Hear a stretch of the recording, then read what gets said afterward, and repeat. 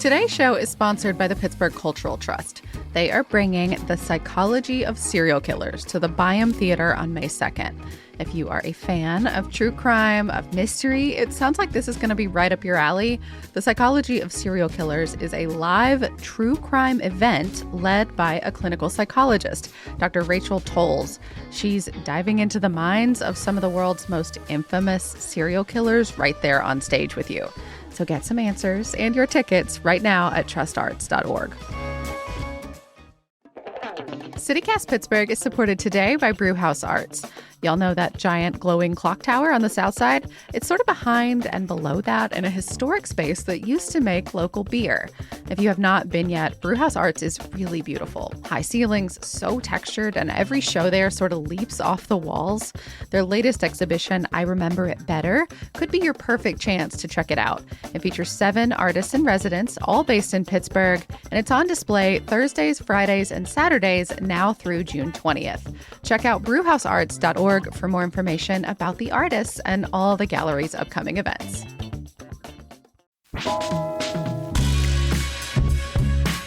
This is City Cast Pittsburgh. I'm Megan Harris, and here's what Pittsburgh's talking about. Would you rather never listen to music again or never read a book again? Sophia, that is so bleak. I like hypotheticals. I'm on the hypothetical situation on the subreddit a lot. I refuse to answer. There is so little joy in this world right now. I need to hold on to my music and my literature. I mean, I think even though almost all of my pleasure time is spent with books, I think I would get rid of books before I would get rid of music, because music forces my brain to relax, and I can't get rid of the thing that makes it relax and keep the thing that continues to stress it. Knowledge is stressful in this day and age. I want to say books, but then I realize there's also... kill books or keep books? Keep books. Okay, keep books. But also, I don't know, would that prevent me from going into public spaces? There's music playing everywhere. Is that did you just find a loophole? Yeah. Who is responsible for shutting down the music? Okay, Mallory, yours. What's the Arrested Development meme? I don't understand the question and I will not answer. That's how I feel about this one.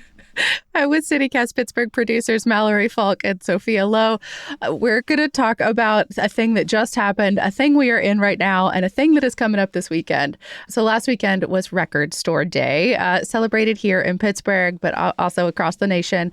It is currently National Library Week, a moment to celebrate our library spaces. Pittsburgh has a special ownership of that one. And then this coming weekend, I believe on the 25th, so that's Saturday, is Indie Bookstore Day? National Day? Yeah. Bookstore This Day? is national. Yeah. This is why I'm picking books. I'm clearly very in tune with it. Yeah, a great opportunity to celebrate a local business, especially if you're not necessarily into the draft of it all. Totally. Yes, consider this your event preview for what to do in place of the draft, if you will. Yes, ways to celebrate your city that don't include football. So we'll start with record stores. This was this past weekend, but there is no bad time to step into a record store shop and see what's what. What do y'all love? Where do you like to browse? I am going to go with a classic. Jerry's Records in Squirrel Hill has been around for decades. Rolling Stone actually named it one of the best record stores in the U.S. So you know it's legit. And that's just a wonderland where you can find kind of anything and everything. I think the last time I was there, I got a Pete Seeger live in concert record. You can tell I am a parent of a toddler. But I think it's just sort of recognized as one of the most extensive collections of all kinds of music that you're going to find here in the city. That's awesome. I've actually never been to Jerry's Records just because I don't have a record player. Okay, I have a player. And also my hot tip for Jerry's is that every once in a while they do for a cheap box day where they get rid of overstock and you just pay a very small amount of money, $1, $5, $10 for a whole box of records. You do not get to choose what's in them. It's such a fun way to explore stuff you would otherwise never choose. That sounds really fun. I like to flip through the records and imagine what I would like to get. I've thought about hanging some on my wall, but I don't want to be that person who doesn't have a record player and is putting up records everywhere. So I usually do amazing books and records, so I can do my little flip through, but also leave with something like a book that I'll actually read. There's also one in Squirrel Hill, and then downtown, new and used items there. You can also sell to them, which is nice. But the thing that I love the most is for every 3 things you buy, books, records, whatever, you get a freebie. The freebie is just something that's $10 and under. But since they've got used items, that's super easy to find. And you can also get beer at the Squirrel Hill Amazing Books and Records at night on Thursdays and Saturdays. A little buzz and a little browse. Oh, sorry. I'm going with the Government Center on the north side. Difficult to park, but worth your time, worth your trouble. They have a really fun collection, not unlike Jerry's, of like used and new records, which I find fun. It's just like and it's just like a really bright, vibrant place to browse, which is a little antithetical to like the outside of it. Like the building is painted like stark black, but then their signage is like lime green and things like that. There's also a coffee shop inside, so you can, as you said, Mallory, get a buzz, just a different kind of one while you browse. I just really love this spot. The other thing I would throw out for record lovers is music trivia that they do at Spirit. So Crosstown in Lawrenceville. But they've been doing this for years, music trivia with Brian Sawarek, who's a DJ at WYEP, and usually incorporates records. Like when he DJs for Spirit, it's like he trucks in box loads of records and there's like a vibe and a set list.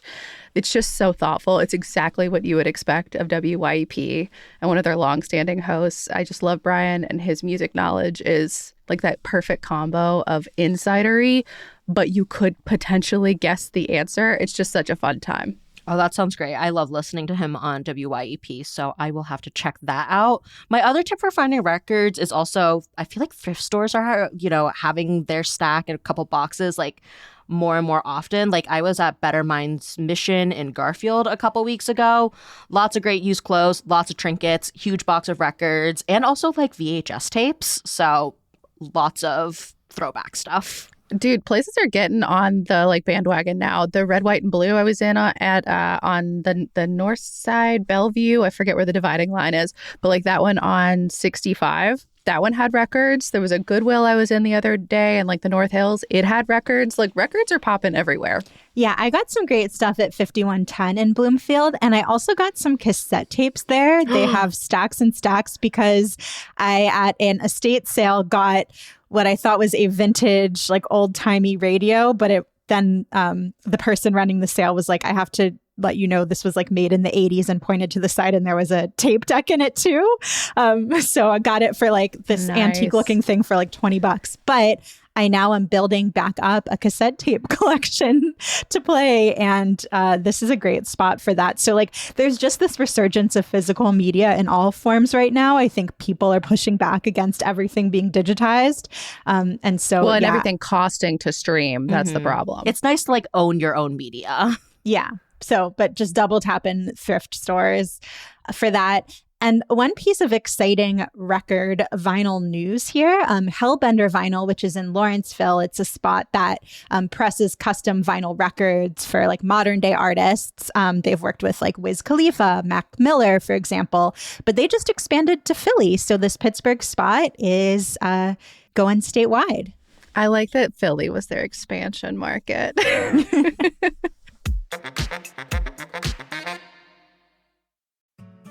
City Cast Pittsburgh is brought to you today by Allegheny County.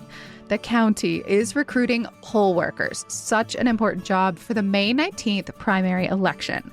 Poll workers, also called election officers, help run voting locations, and they earn money, $150 to $175 for the day, plus paid training before Election Day. Training can be in person or online, and new poll workers must complete it before working on Election Day. To serve, you must be a registered voter here in Allegheny County and be able to work the full day on May 19th.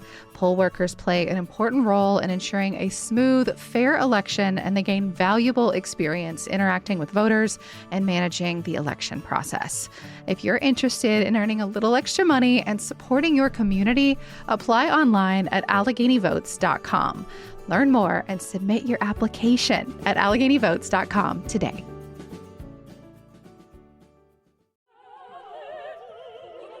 Today's podcast is sponsored by the Pittsburgh Opera.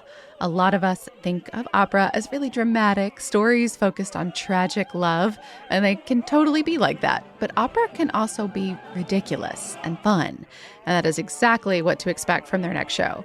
The Pittsburgh Opera is presenting Verdi's Falstaff. If you have not seen it, Falstaff is considered one of the best-known comedic operas of all time. The music really matches the mischief.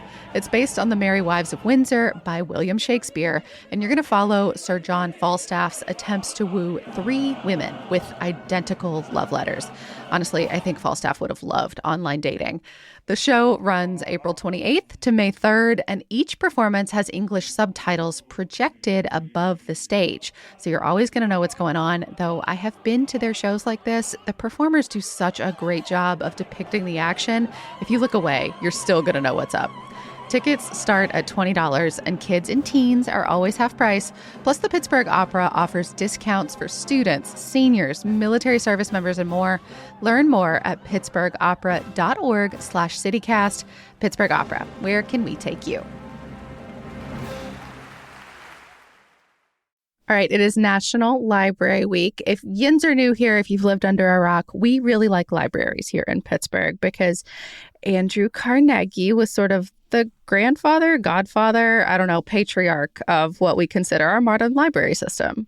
Yes, I love the libraries here. One of the things when I moved here was I want to be near a library, and I am within walking distance from one, so that's really nice. And not too hard to do in the city of Pittsburgh. Not too really hard even at all. In our region, honestly. Like there's so many of them, and they all play nicely together. Like whether it's part of the Carnegie system, mostly in the city, or the Allegheny County wider one, and even some of the neighboring counties, you can get a loaner from any of them and they'll ship them across lines.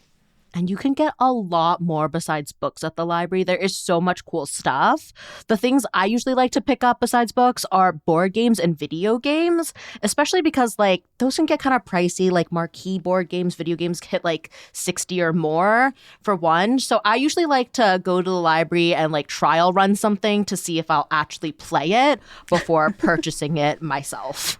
It's smart, honestly. I really like the idea. I haven't done it, but the idea of doing bakeware, say you want to make one of those lamb cakes or something around Easter. I don't know if this is part of y'all's families growing up, the coconut cake that's in the shape of a lamb. I've seen photos, not something I grew up with, but I'm sort of obsessed with the ones that look really messed up. I think those are funny. They're almost always really messed up. This is not in my family upbringing, but I knew a lot of people who were into it. I'm with you that specifically the Whitehall Public Library here is where they have a collection of 75 or more cake pans and cookie pans and cookie cutters just in these truly wild shapes. Any theme, birthday parties, could be for any, ice cream, waffle makers. It's just such a fascinating collection. And then you don't have to purchase the thing. Yeah, I'm looking right now. They have cake pans in the shape of Olaf from Frozen and a graduation cap and a dinosaur, or they're calling it a cake pan party-saurus. So yeah, if you want to make something for somebody's birthday, but not spend a bunch of money on a fancy specialized pan, this is the place for you. Yeah, 1,000%. I also am intrigued by some of their kits that they make for little kids. It seems like a lot of them, at least the ones I've seen over the years, are built towards preschool age or young, in the K-12 journey. But they'll be a hiking kit or an outdoor exploration kit, and they'll come with little magnifying glasses and different ways to kind of tap into STEM stuff, but in a mostly let's just touch stuff and maybe get a little dirty and also learn one or two things along the way. It's so low stakes, but they come in little backpacks. They're so cute. The other thing I love is this is specific to Millville. There's a tool lending library. We have definitely checked out a weed whacker from there. But so if you're trying to do any lawn care, home repair, anything where, again, it's a one-off project or something you're doing a couple times a year and you don't want to fork out for all the equipment, you can just rent the tool. And I love that. I just love how expansive the library collection is well beyond books. Yeah, and sports equipment, you can learn bocce or cornhole or play pickleball. They have whole kits and musical instruments. There's just so many things. We'll have a link in our show notes with an article of even more and some links to check them out. So moving on to Indie Bookstore Day, like you said at the top, Megan, April 25th. But I would also recommend checking your favorite bookstore social media because some spots like City of Asylum are still sticking with Saturday to do Indie Bookstore Day. But City Books is moving their Indie Bookstore Day to May 2nd just because of the draft. That makes sense. Gosh, there are so many amazing independent bookstores here in the city. Any that y'all would shout out? White Whale, I know we talk about them on the show a lot because we're all fans. Friendliest business in the state of Pennsylvania. Yes, recently voted. And recently they put in this new little vending machine. So bring quarters. You can get this little art print. It's just $1, 4 quarters. Last time I went, it was all like Richard Scarry art. And it is all super cute. I also love White Whale, but one I've really been loving recently too is Stay Gold Books in Regent Square. It's very cozy, very cute, and they also have a lot of really great book clubs, which I aspire to join. They have a cookbook club, a horror-themed book club called Stay Dead, a queer-themed book club called Stay Gay. There's also an Everything is Fine book club where they talk about the ever-raging dumpster fire, quote unquote. Okay. So they talk about like topical issues in society, I guess, but then you leave with actions to take. So I love the idea of not just like sitting in terror and hopelessness. Anyway, I just think they're a really fun community spot. And then a place I haven't been to yet, but I aspire to go to because I've heard it recommended so many times, is Vintage Max in Bellevue. I saw they're actually doing something special for Indie Bookstore Day. They're going to have a golden ticket hidden in the store, and whoever finds it will get a year's supply of audiobooks from Libro.fm. So if you want your Willy Wonka moment and you want to find your golden ticket, go check them out on Saturday. I've been to Vintage Max. It's a really small shop. It's so cute. I've heard some folks fuss about this, but I really like the way they organize their books because it's small. Like they do these like little placard things. It's not a huge selection, but it's so vibey and beautiful. And the entire back is like it seems to be like part coffee shop. I didn't order to test that theory, but they also have like a shop cat and a ton of art supplies. Shop cat, I am so in. It's possible that it was a temporary shop cat. I don't know if it's a full-time shop cat, like a bodega cat situation. But anyway, the kitty was there the day I was there, and it was great. That sounds really fun. I think thinking of like other like smaller bookstores, I haven't been to these personally because they are both very new, but there are 2 romance bookstores now in Lawrenceville, both on Butler Street. So there's Passionate Pages, that's sort of near Wildcard. And then there's another one, the Shelf Love Society. That's further down sort of by the entrance to the Allegheny Cemetery, like closer to the Busy Beaver. But I know like romance, romantasy, both super popular right now. So if you're into those genres, I am sure those bookstores will have something that is right up your alley. I'm sure the people working there will have really great recommendations. Yeah, I'm going to close this out with 2 aspirational picks for me. I feel like I've been to a lot. We have an article on our website. We'll also put it in the show notes, but kind of like laying out a bunch of these. Sophia, we need to add those that you just listed to this list too. But both of these are in the South Hills because I don't get down there as much as I want to. Woolly Bear and Carnegie. I haven't been yet, but I've heard it's very cozy. And then Beyond Bedtime in Dormont. I've walked through that also. Is it good? Good selection, yeah. They also, I think, do like fun events where you can, have wine so you can do the sip and buzz thing there too. I was thinking more because I've heard good things about their children's room. But maybe you could do both. Okay. Oh yeah, I'm seeing that this Friday they have a booze and books event. It says pour yourself some wine, grab some chocolate, and book browse. That sounds like my ideal way to spend a Friday night. Amazing. Well, if you want to go support a small business, post about it. Let us know. You can always DM us at CityCastPGH. We will be out and about ourselves. Maybe a little draft, but also maybe a little not. We'll see you around. That is all for today here on City Cast Pittsburgh. You can support us by becoming a City Cast Pittsburgh neighbor. There's a bunch of perks and swag. You can find all the details at membership.citycast.fm. We will be back tomorrow with more from around the city. We'll talk to you soon.